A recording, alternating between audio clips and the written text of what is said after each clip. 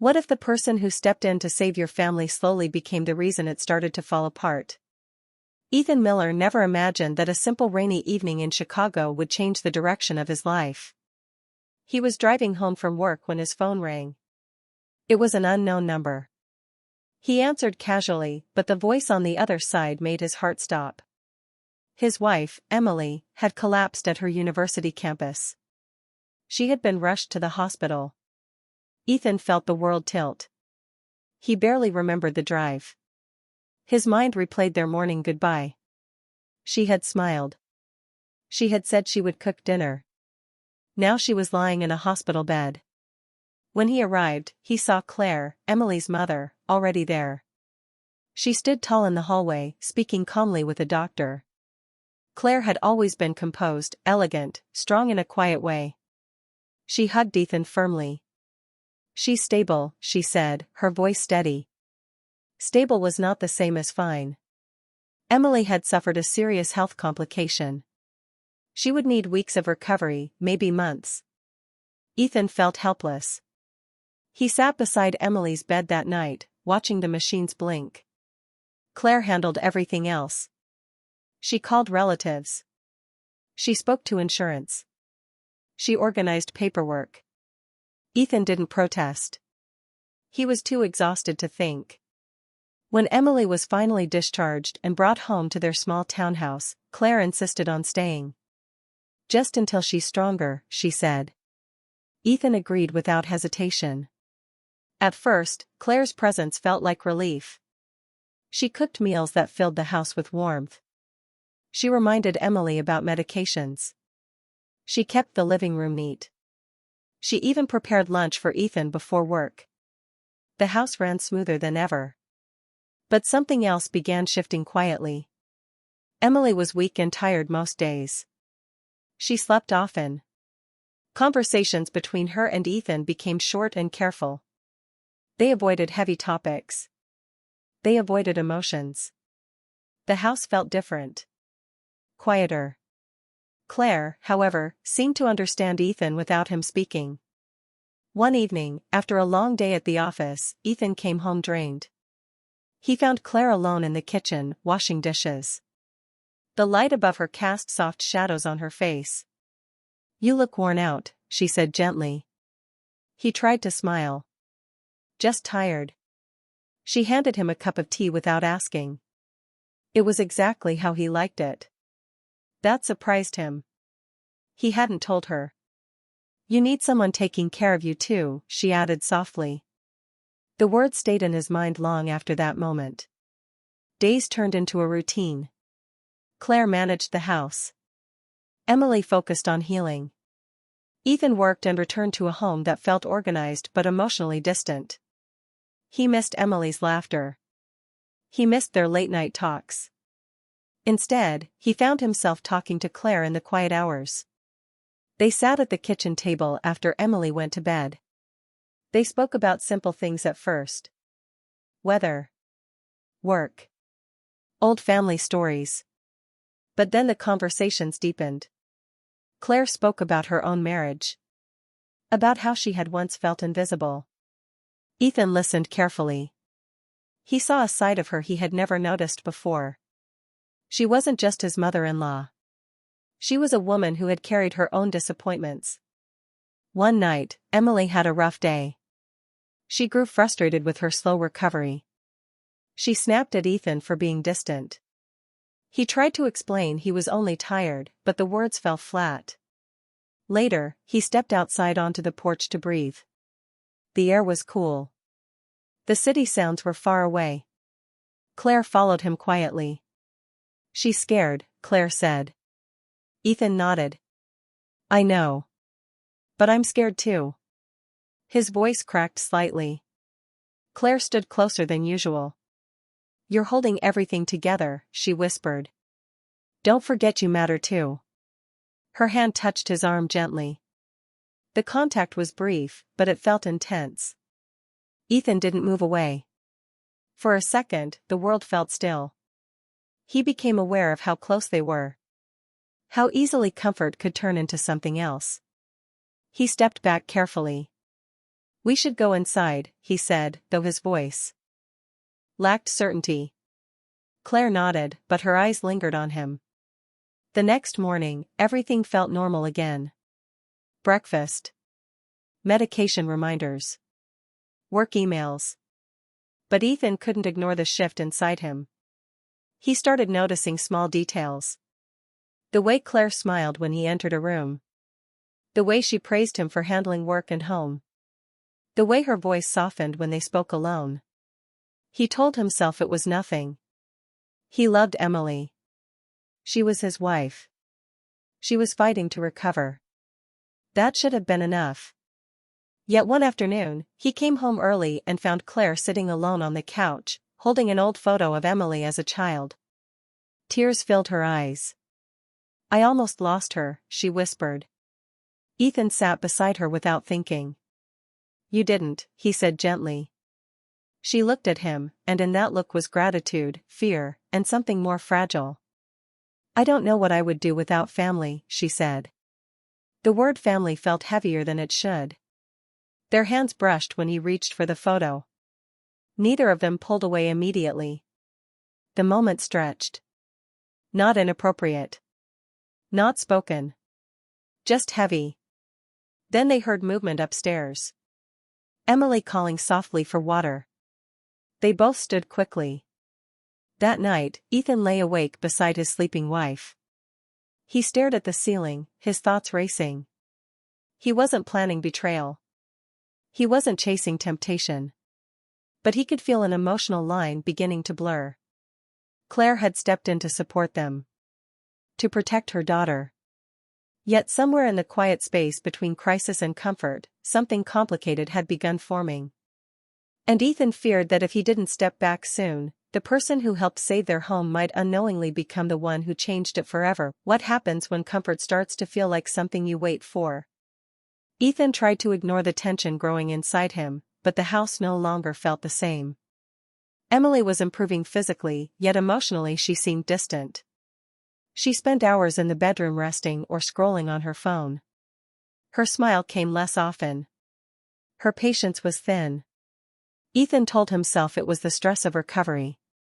He told himself to be stronger. But every time he walked into the kitchen and saw Claire there, calm and steady, something inside him softened. Claire had quietly taken control of the home. She paid bills on time. She scheduled follow-up appointments. She reorganized the pantry and even handled repair calls. Ethan felt both grateful and uneasy. It was as if she had stepped into a space that was never meant for her. One evening, Emily fell asleep early again after feeling dizzy. Ethan sat alone in the living room, staring at the blank TV screen. Claire joined him with 2 cups of tea. She sat close, but not too close. You don't talk much anymore, she said gently. He gave a tired smile. There's not much to say. She studied his face carefully. You're carrying too much. The way she said it made him feel understood. They talked for over an hour. About stress. About fear. About how fragile life suddenly felt. Claire admitted she blamed herself for not noticing signs before Emily collapsed. Ethan told her it wasn't her fault. Their words flowed easily. Too easily. The next morning, Ethan left for work feeling lighter. That scared him. He should have felt lighter after talking to his wife, not her mother. At the office, he found himself replaying the conversation. He remembered the way Claire listened without interrupting. The way she looked directly at him when he spoke. No judgment. Just attention. That night, something shifted again. Emily confronted him softly. You and Mom seem close lately, she said from the bedroom doorway. Her tone was neutral, but her eyes were searching. Ethan hesitated. We're just talking. She's been helping. Emily nodded slowly. I just feel out of place in my own house. The words hit him hard. He moved toward her, but she stepped back gently. I'm tired, she said, turning away. Ethan stood there, unsure of what he was doing wrong. Later, he went downstairs for water and found Claire sitting alone at the table. She feels replaced, Ethan admitted quietly. Claire looked surprised, then hurt. I would never try to replace her, she said quickly. She's my daughter. Silence filled the room. Then Claire added, softer, but you shouldn't feel alone either. Ethan looked at her, really looked at her. He saw exhaustion behind her strong posture. He saw worry lines she tried to hide. And he saw something else. Loneliness. The next few days became more complicated. Emily tried to take control of small things again, but Claire had already built a system. They clashed politely over cooking and schedules. Ethan felt caught in the middle. He hated it. One afternoon, while Emily rested, Ethan and Claire drove to the pharmacy together. The car ride was quiet at first. Then Claire spoke.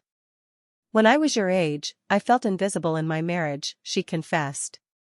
Ethan glanced at her. He had never heard her speak like that. I stayed because it was easier than starting over, she continued. But sometimes I wonder who I could have been. The vulnerability in her voice made Ethan's chest tighten. You still have time, he said softly. She looked at him, a faint smile forming. Time changes people, she replied. That look lasted longer than it should have. When they returned home, Emily was awake, watching them from the window. Her expression was unreadable. That evening, tension filled the house. Emily barely spoke during dinner. Claire seemed quieter too. Ethan felt like he was standing on thin ice. Later that night, Claire knocked gently on Ethan's study door. I think I should leave soon, she said. The words surprised him. Why? He asked quickly. She hesitated. Because lines are starting to blur. His heart pounded. Neither of them said it directly, but both understood. There was no physical boundary crossed. No dramatic moment. But the emotional closeness had become undeniable. Ethan stood up slowly. I don't want things to get complicated, he admitted. Claire nodded, her eyes shining slightly. Neither do I. For a second, they simply stood there in silence, the weight of unspoken feelings hanging between them. Upstairs, a door creaked. Emily's footsteps moved softly across the hallway. Reality returned. Claire stepped back. She needs you, she whispered. Ethan watched her walk away, feeling both relief and regret. The next morning, Claire began packing quietly. Emily seemed surprised but didn't argue. Before leaving, Claire hugged her daughter tightly. Then she turned to Ethan. Take care of each other, she said, her voice steady again. But when their eyes met, there was unfinished emotion there. As Claire drove away, Ethan stood on the porch beside Emily. The house suddenly felt empty, even though nothing had changed physically. Emily slipped her hand into his. We'll figure this out, she said softly. Ethan nodded. He wanted to believe her. But deep inside, he knew something had already shifted. The distance between right and wrong had become dangerously small. And he wasn't sure if saying goodbye was enough to erase what had begun forming in silence. Can a heart return to normal after it has already crossed a quiet line? Weeks passed after Claire left, but the house in Seattle did not feel balanced again. Emily tried hard to rebuild her routine. She cooked dinner even when she was tired. She insisted on driving herself to therapy appointments. She laughed more, but the laughter felt careful. Ethan noticed the effort, and guilt followed him everywhere. He wanted to focus only on his wife, yet memories of late-night talks in the kitchen would not fade. He told himself it was only emotional confusion caused by stress. Nothing more. Still, silence between him and Emily grew heavy. One evening, Emily asked a question he feared. Did something happen between you and my mom? Her voice was calm, but her hands were shaking. Ethan answered quickly, no, it was the truth in a simple way. Nothing physical had happened. But it was not the full truth either. Emily studied his face for a long moment. I feel like I lost both of you for a while, she whispered. The words hurt more than anger would have. Ethan sat beside her and promised to be present, fully present. And for a few days, he was. They went for walks near the waterfront. They talked about small things again. He turned his phone off at night. Slowly, warmth returned. Then everything shifted again. Claire called unexpectedly. Emily answered. Ethan watched from across the room as his wife listened quietly. Her expression changed from neutral to tense. "You're coming back?" Emily asked.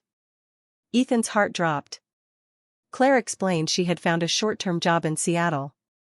She would stay in a small apartment nearby, not in their house. Emily forced a polite tone. "Of course," she said. After the call ended, the room felt colder. "She didn't tell you?" Emily asked. Ethan shook his head honestly. That night neither of them slept well. Claire returned 3 days later. She did not visit right away. But her presence in the same city felt loud. Ethan told himself it changed nothing. Yet when he saw her name light up on his phone the following week, asking for help moving a bookshelf, he hesitated only a second before agreeing. He told Emily he was helping with a quick task. Emily simply nodded. At Claire's apartment, everything felt smaller and quieter. The space was neat, simple, almost lonely. They moved the shelf without trouble. Then they sat down for coffee. The conversation started safe. Work. Weather. Therapy updates. But it drifted again. Claire admitted she returned not only for work. "I missed feeling needed," she said softly. Ethan felt the weight of those words. "You were needed," he replied. She looked at him steadily. Not just by Emily. Silence filled the room. This was the moment they had both been avoiding. Ethan stood up, pacing once. "This can't happen," he said firmly. Claire nodded, yet her eyes were bright with emotion. "I know." She did not move closer. She did not touch him. But the emotional pull was strong. For a second, it felt easier to stay in that quiet understanding than to walk away. Then Ethan's phone buzzed. A message from Emily. "Are you almost done?" Reality snapped back. He stepped toward the door. "I have to go," he said. Claire gave a small, sad smile. "You always will," she replied. When Ethan returned home, Emily was waiting at the kitchen table. "Did you see her?" she asked directly. He nodded. This time he did not hide it. Emily's eyes filled, but she stayed composed. "I need honesty," she said. He sat across from her and finally admitted the emotional closeness. Not dramatic. Not physical. But real. Emily listened without interrupting. Tears slid down quietly. "I felt invisible," she confessed. "Like you both connected in a world I couldn't enter." Ethan reached for her hand. "I chose you," he said firmly. "I'm choosing you now." The words were simple but carried weight. The next morning, Emily made a decision. She invited Claire to the house. Ethan was shocked but did not argue. When Claire arrived, tension filled the living room. Emily spoke first. "We need boundaries," she said clearly. "No yelling. No accusations. Just calm strength." Claire listened, her face pale. "I never wanted to hurt you," she said to her daughter. Emily nodded. "Then help me protect my marriage." The room stayed silent for a long moment. Then Claire agreed. She would keep distance. No private meetings. No late calls. Professional respect only. Ethan watched the two women face each other with honesty. It was painful but mature. When Claire left that afternoon, something final lingered in her expression. Outside, Ethan walked her to her car. "This is goodbye in a different way," she said softly. He understood. Not dramatic. Not forbidden. Just closed. As she drove away, he felt sadness, but also clarity. Back inside. Emily stood near the window. He walked to her slowly. "I'm here," he said again. This time, the words felt solid. Emily leaned into him, tired but hopeful. Yet as night fell and the house grew quiet, Ethan knew rebuilding trust would take time. Feelings do not disappear in a single conversation. They fade slowly. Carefully. And whether the fragile peace they had created would truly hold, neither of them could fully know. Can love survive after it has been tested by silence, guilt, and almost crossing a line? Months passed in Seattle, and the Harper home felt different. Not broken, but careful. Emily kept going to therapy. She grew stronger each week. She laughed without forcing it. She began painting again, filling the spare room with color and light. Ethan stayed close. He showed up to every appointment he could. He cooked dinner more often. He listened instead of trying to fix everything. Trust did not return overnight, but small acts slowly rebuilt it. Meanwhile, Claire kept her promise.